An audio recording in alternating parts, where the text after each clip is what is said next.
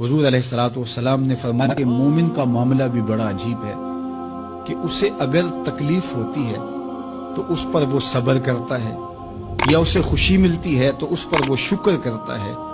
तो दोनों सूरतों में अल्लाह उसको अजर अता करता है। और ये सिर्फ शान मोमिन की ही है कि वो मुसीबत पर सब्र करे, बल्कि फरमाया कि मोमिन के पाँव में कांटा भी चुभता है तो उसका भी उसको अजर दिया जाता है, उसके दर्जे बुलंद होते हैं, उसके गुनाह माफ कर दिए जाते हैं, उसकी खताओं से दरगुजर कर लिया जाता है। लेकिन ये मशरूत है उस तकलीफ को सब्र के साथ बर्दाश्त करने से।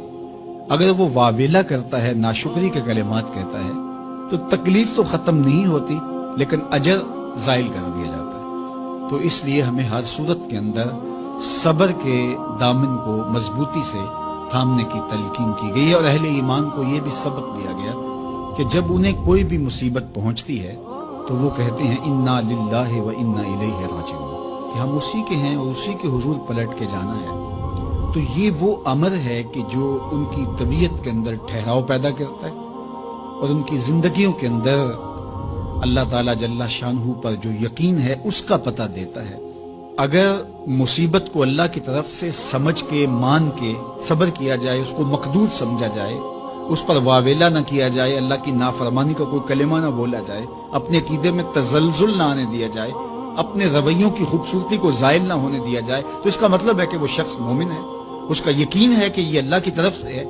तो फिर उसके यकीन के सिले के अंदर अल्लाह उसको फिर हिदायत कल्ब का चरागा नसीब करता है। और फरमाया वल्लाहु बिकुल्लि शैइन अलीम, और अल्लाह हर शय को जानने वाला है। उसे पता है कि किसी पर मुसीबत नाजिल क्यों करनी है, और इस मुसीबत से उसका इम्तिहान लेना मकसूद है, उसके दर्जों को बुलंद करना मकसूद है, उसके गुनाहों को माफ करना मकसूद है, उसको किसी आजमाइश में डाल करके उसको मजीद कुंदन बनाना मकसूद है, या उसका क्या मकसूद है, उसको सजा देना मकसूद है, ये उसे पता है। तुम्हारा रब तुम्हारी तरफ आने वाली जो तकलीफें हैं उनके अंदर हजारहा पिनहा हिकमतों से वाकिफ है। यहाँ ये बात भी समझने के काबिल है कि जो शख्स मुसीबत के आने पर सब्र और इस्तिकामत के साथ उससे निपटता है और अल्लाह पर जो उसका यकीन है उसमें तजल्जुल पैदा नहीं होने देता।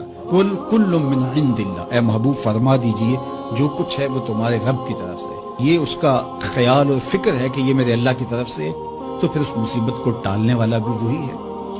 तो अगर ये उसका अकीदा पुख्ता था तो फिर वो मालिक की दहलीज छोड़ के, मालिक की चौखट छोड़ के किसी और दहलीज पे नहीं जाएगा, किसी और चौखट पे नहीं जाएगा। वो उस मुसीबत को दूर करने वाला मौसर हकीकी अल्लाह को ही जानता होगा और उसी के हुजूर दुआएं करेगा, इल्तिजाएं करेगा, किसी शिर्क का इर्तिकाब नहीं कर सकता है और वो मालिक की दहलीज से कभी रूह गर्दानी नहीं कर सकता, बल्कि इस तकलीफ के आने से वो अपने रब के साथ और ज्यादा जुड़ जाएगा। और अगर वो सब्र करे तो ये उसका एक मर्तबा है कि वो हौसले के साथ उस तकलीफ को बर्दाश्त करे। और दूसरा मर्तबा जो इससे बढ़कर है कि उस पे अल्लाह की रिजा के सांचे में अपने आप को ढाल ले कि जे सोना मेरे दुख विच राजी, मैं सुख नु चुल्ले डावा। अगर वो इस बात पे राजी है तो कोई बात नहीं है, मैं इस पे राजी हूं कि मेरे रब की ये रजा है। तो ये दोनों चीजों का मिल जाना, या दोनों में से किसी एक का मिल जाना, ये अल्लाह की तरफ से उसको दिया गया इनाम है जो इस मुश्किल हालात में उसको हासिल होता है।